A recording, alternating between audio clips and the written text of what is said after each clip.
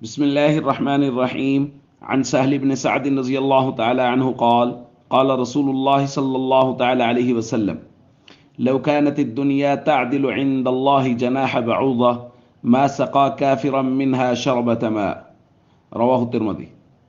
نبی کریم صلی اللہ علیہ وسلم نے ارشاد فرمایا، اللہ تعالیٰ کے نزدیک دنیا کی وقعت اگر ایک مچھر کے پر کے برابر بھی ہوتی تو اللہ کسی کافر کو ایک گھونٹ پانی بھی نہ پلاتا۔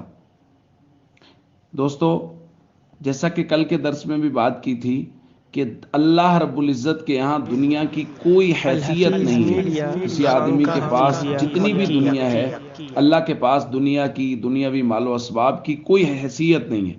اور اللہ کے نبی صلی اللہ علیہ وسلم فرما رہے ہیں، اگر اللہ کے یہاں دنیا کی حیثیت ایک مچھر کے پر کے برابر، یعنی اتنی حقیر چیز مچھر کا پر، جس طرح انسانوں کے یہاں چیزوں کی اہمیت ہوتی ہے، حیثیت ہوتی ہے اور وقعت ہوتی ہے، اگر اللہ کے یہاں دنیا کی حیثیت ایک مچھر کے پر کے برابر بھی ہوتی تو اللہ رب العزت اپنے کسی انکار کرنے والے کو، کسی کافر کو، کسی منکر کو ایک گھونٹ پانی کا نہ پلاتے۔ معلوم یہ ہوا کہ اللہ کے یہاں دنیا کی کوئی قدر و قیمت نہیں ہے، ہاں اللہ یہ کہ جیسا ہم نے کل بات کی تھی کہ وہ دنیا جو دین کے تابع ہو یا دین کی معاون ہو، وہ مال و اسباب جو دین کے لیے خرچ ہو تو وہ مال و اسباب محمود ہے۔